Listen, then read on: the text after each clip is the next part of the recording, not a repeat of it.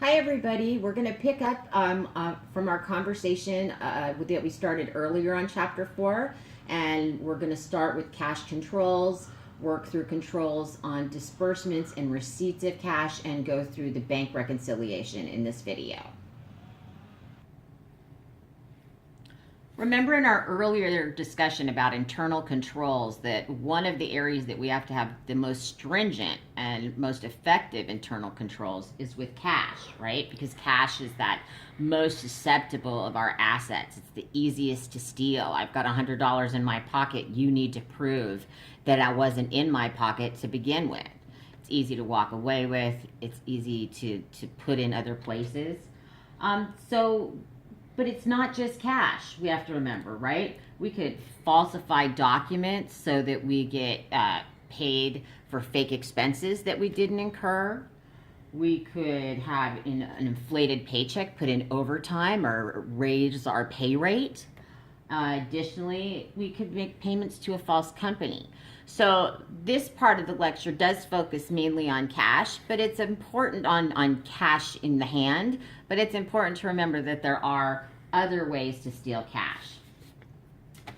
So first we need to define what cash and cash equivalents are, because that's the new terminology that you will see on the balance sheet.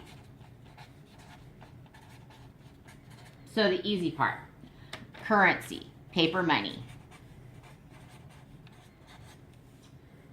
coins, less of those these days, balances in company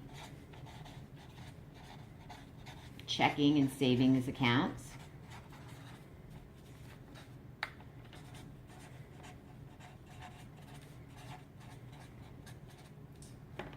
and then any item that's acceptable for deposit into these accounts, i.e. checks.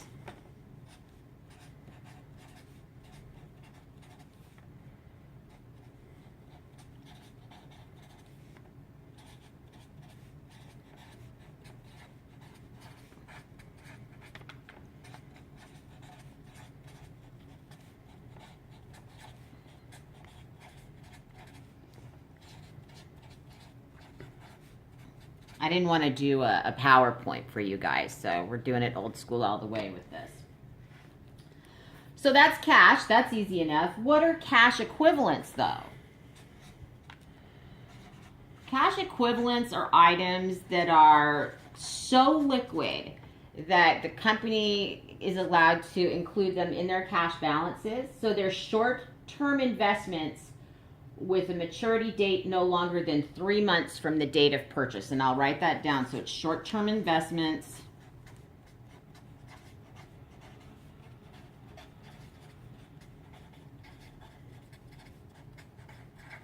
that mature within 3 months of purchase.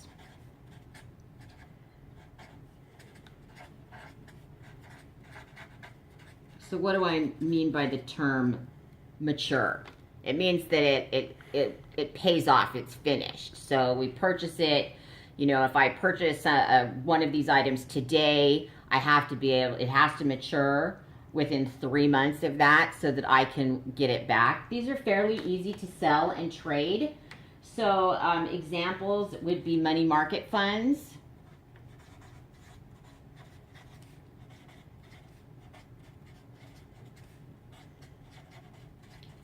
treasury bills. Those are instruments that you buy, you know, you're borrowing from the government. You're loaning the government money and they're paying you interest. In addition to certificates of deposit. A lot of times students will ask me, well, I can get CDs that don't mature for 10 years. That's right. They're not considered a cash equivalent. They're considered an investment. So all of these items are combined with cash on the balance sheets and in our reporting. So it's also important to remember that regardless of whether a customer uses cash or check to make a purchase, the journal entry is always the same. So a journal entry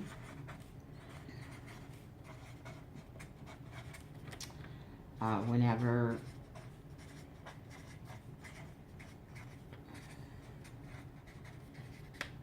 customer pays with cash or check is the same. So basically you're going to debit cash and you're going to credit your revenue account. Here, I'll put service revenue.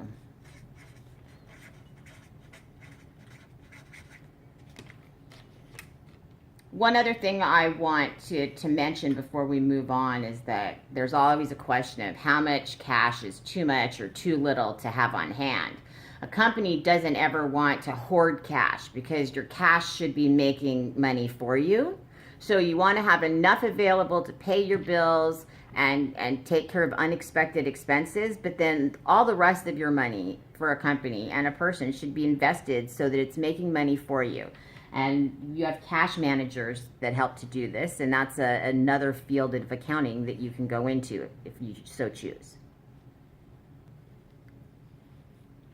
All right, now we're going to talk a bit about controls over cash. I'm just going to write up here cash controls and give you some examples on both receipts, cash receipts that come into the company, and disbursements. So first we're going to talk about controls over receipts. One of the main controls that you see now, when you get your bills, you get your any bill that you get, and they go, if you're going to mail the bill, don't send cash. We can't guarantee that the cash is going to actually get credited to your account. So that's a major one that we've all just now accept. Rarely do people send cash off with their power bill, right? Because there's no way to prove it's been paid. But controls over receipts are policies that could be implemented that are going to help reduce the risk to the cash that's actually coming into the company. So one kind of control is if customers make payments through the mail by mailing in checks, you could have a policy that you have one person open the mail daily instead of letting it pile up. Open the mail every day, list all checks that come in the mail, and then list the amounts of those checks and who they are from.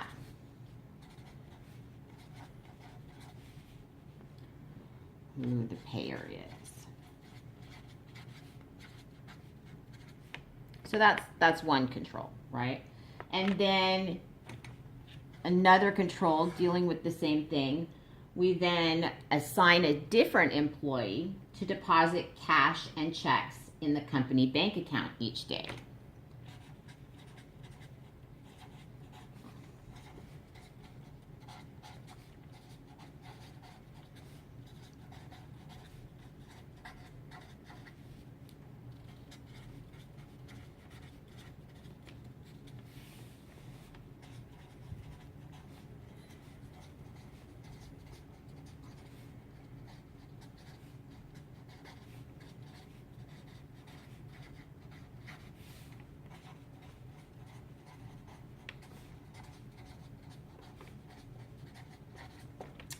Remember when I talked about the man I dated who had stolen money out of the deposit envelope?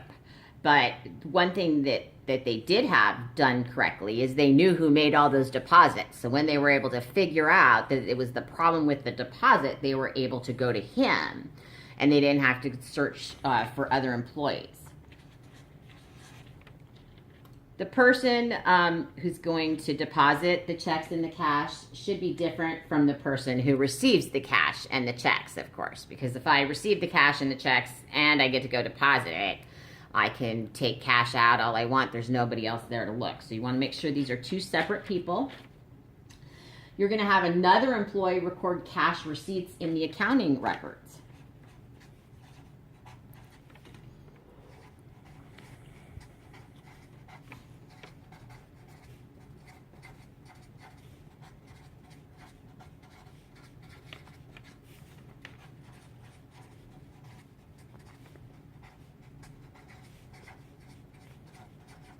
And of course, when I'm talking about recording the accounting records, I'm talking about making those journal entries.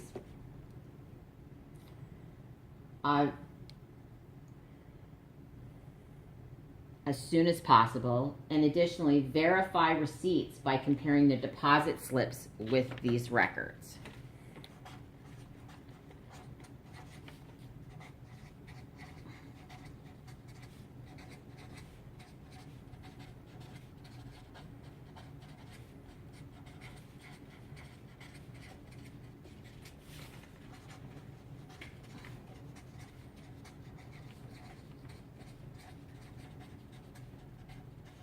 Going back to the example of the man I dated who'd stolen money out of those deposit slips, the accountant just trusted that the deposits were made, so she didn't do any verification to make sure that the deposit slips were correct. They all just went into a drawer until the difference in the money became large enough that they had to really do some research into it.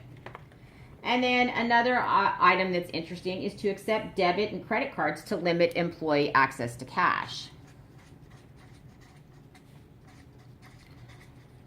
Debit or credit cards. And almost every place will let you pay with debit or credit cards now.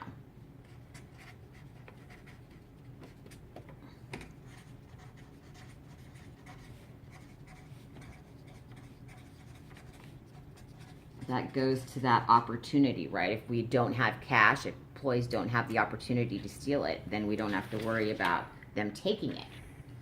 So let's talk for a few minutes about credit cards and some of the differences between credit cards and debit cards. So credit cards, of course, reduce employee access to cash.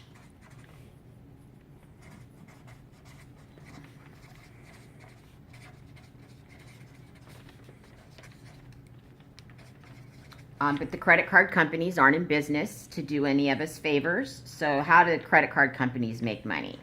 How do these companies make money?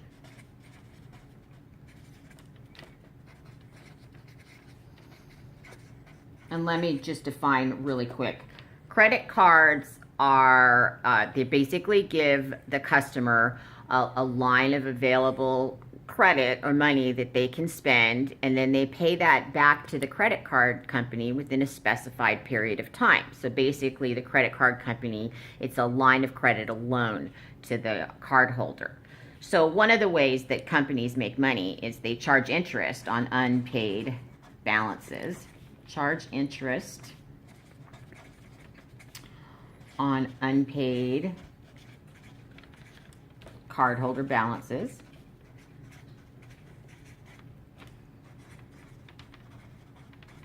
A lot of them also charge the cardholders fees, annual fees,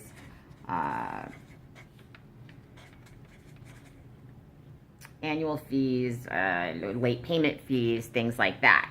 So those are two ways for the cardholder. But credit card companies also charge retailers, and they charge the retailer is required to pay a fee for being allowed to accept and use that credit card. So charge retailers a percentage fee.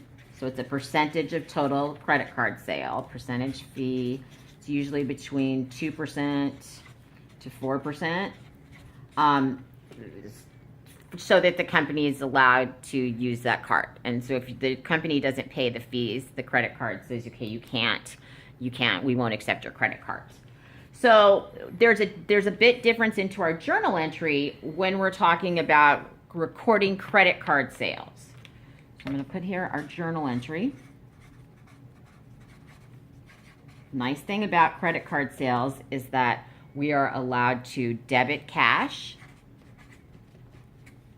immediately, and the cash is going to be the sale amount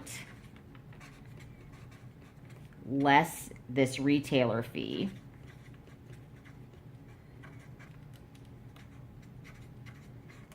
Okay, we're also going to debit credit card expense or service fee expense.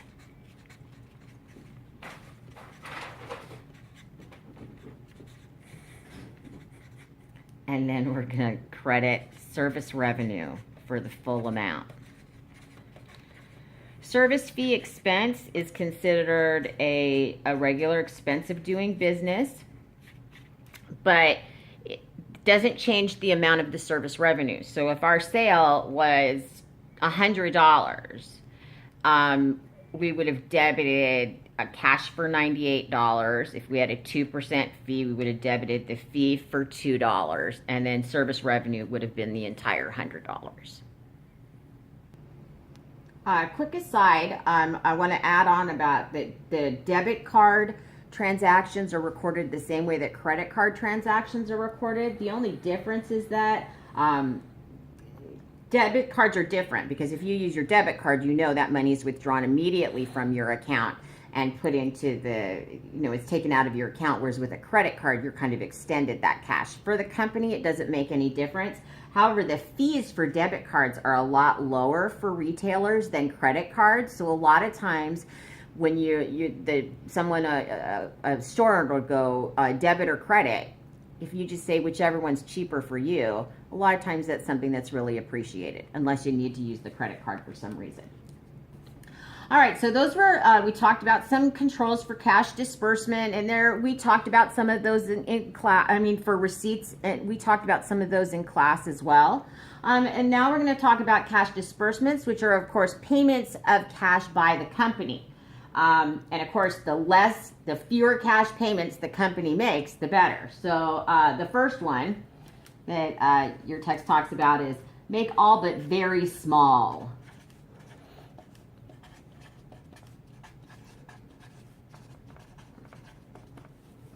Very small disbursements. Again, those are payments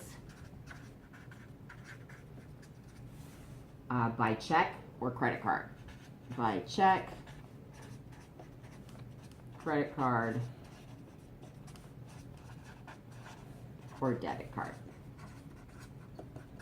And I'll talk very quickly about petty cash in the second part of this lecture, but the petty cash fund is generally used to make these very small disbursements, things to buy employee lunches or to pay postage on things. Again, it's just limiting employee access to cash. If they don't have it in their hands, then they can't steal it. Number 2, authorize all expenditures before purchase.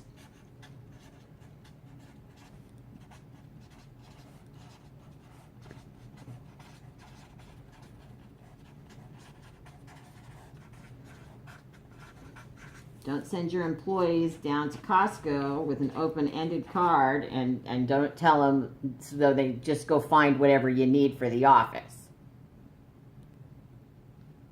Additionally, once the purchase has been made, verify that the purchase was accurate.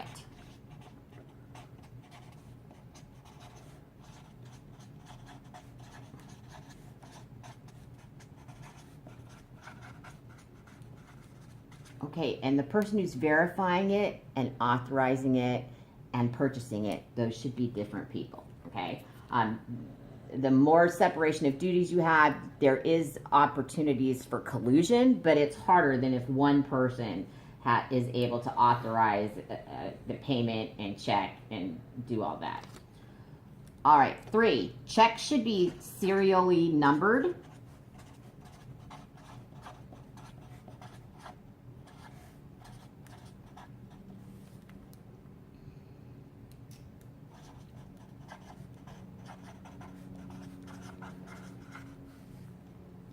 ERD. Okay, and there should only be authorized and signed only by authorized employees.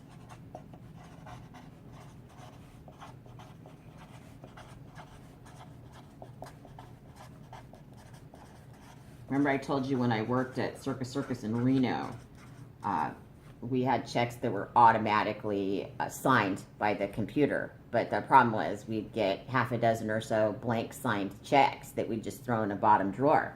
Bad idea. But if they had been watching and keeping track of all the serial numbers on the checks, they would have been like, where's those checks? And then they should have shredded them or rerun them through the system. Also, if they're large checks, it should be signed by more than one person.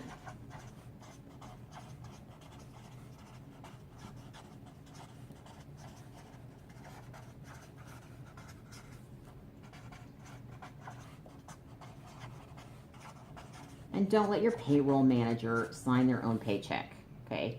Have somebody else sign that paycheck. A lot of times payroll people will steal money because they can write and sign their own paychecks and they approve them. So never a good idea. All right, you want to check, periodically check amounts on your debit and credit card statements against the purchase receipts. So you could just do a random audit. So I'm going to put that, random audit.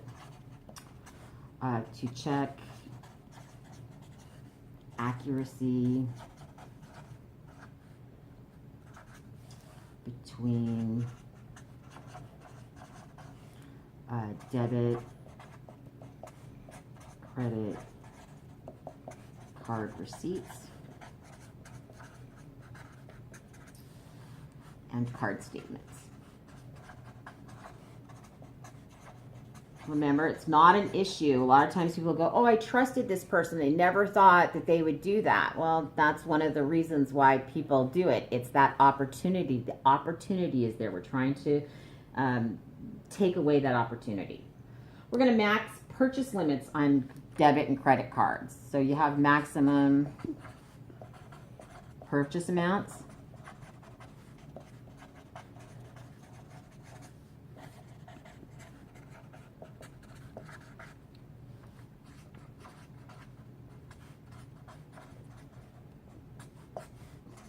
And really only upper level employees should have access to these cards.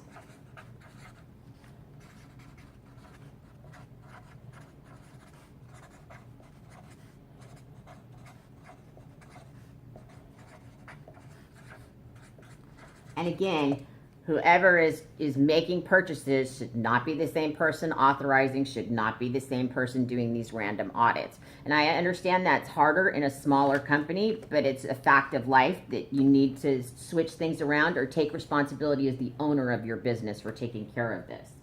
And also, persons making disbursements should not be in charge of receipts. So,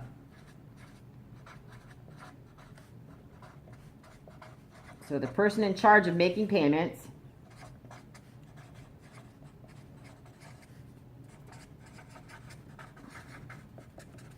should differ from person in charge of accepting receipts. Got a quick journal entry to show you, right? So anytime disbursements are made by check, cash, check, or debit, we credit cash. Of course, it'll depend on, so this is check or debit card. You're always going to credit cash, and you debit whatever. If you're buying supplies, you would debit the asset account, or if it's an expense, you would debit the expense account.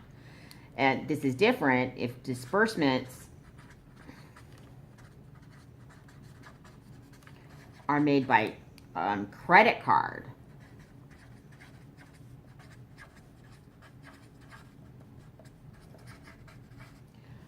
We credit accounts payable.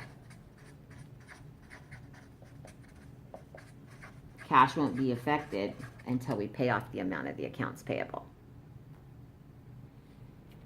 All right, one of the most important controls over cash that you can have is the bank reconciliation. And so I'm going to spend the last part of this mini lecture talking about the bank reconciliation. And the bank reconciliation, the whole purpose of it is to match the balance of the cash in the bank account. So you match balance of cash in bank account with the balance in the company's accounting records.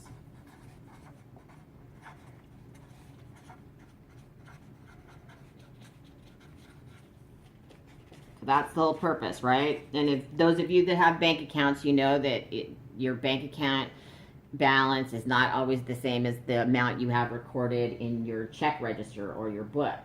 So why do these amounts differ?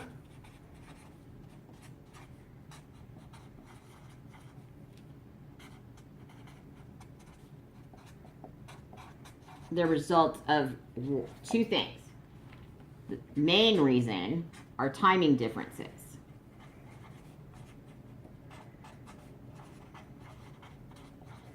So what's that mean? It means that there's instances where the company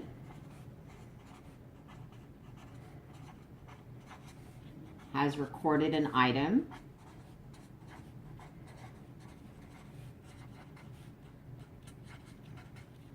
that the bank has not yet, that the bank hasn't yet.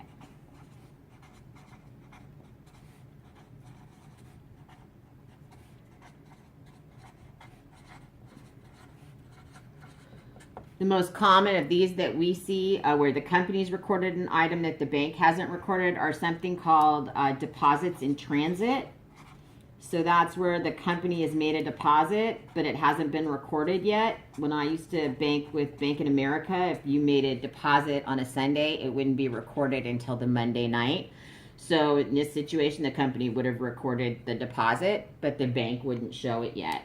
And then the second most common timing difference that we see where the company has recorded an item are what are called outstanding checks.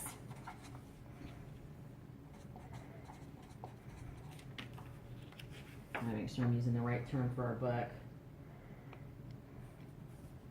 So outstanding checks, and sometimes they call this outstanding deposits. So when I do the actual homework problems, I'll make sure that I use the right terminology as far as the book goes. But outstanding checks are checks that the company's written that haven't been cashed yet. So for example, maybe they have payroll checks that they mail to people. So on the day that they cut the check and mail it out, it's recorded on the books, but then the employee has to get it, and then the employee goes and deposits it into their bank, and then it'll clear the bank, the actual bank records.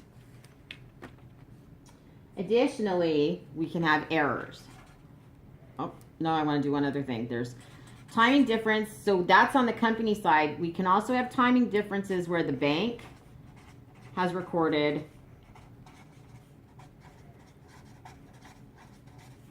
an item that the company hasn't.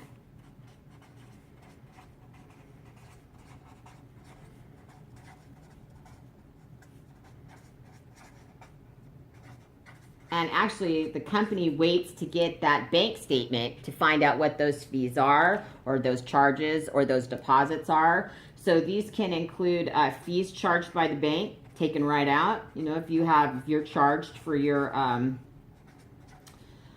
accounts. Also interest that can be earned. Interest earned on deposits.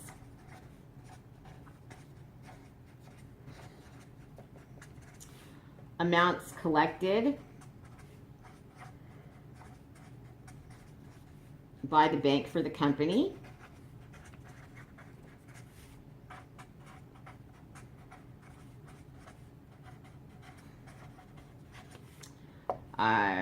Non-sufficient funds checks, those rubber checks.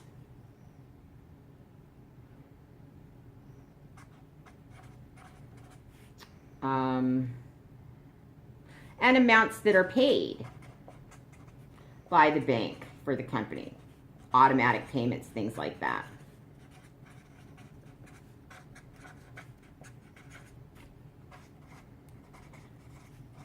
What happens is that these amounts will then get recorded after the bank reconciliation. So why do these amounts differ? We have timing differences, and then the other thing that we have are errors. And you can have errors by, you can have accidental errors.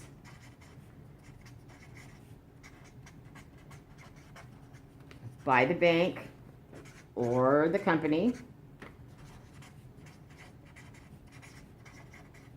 What a lot of company errors that we see is that the accountant has written the check properly, but then for whatever reason, let's say the check was for $102 and instead they recorded it in the books as $120. So you have to adjust that.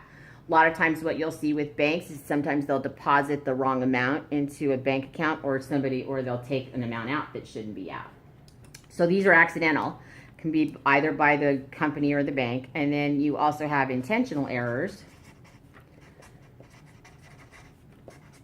otherwise known as theft. And we've talked about a lot of those errors. So that ends this portion of the lecture. I'm going to post how to prepare a bank reconciliation, or I'm going to record how to prepare a bank reconciliation and do 2 homework problems later this afternoon.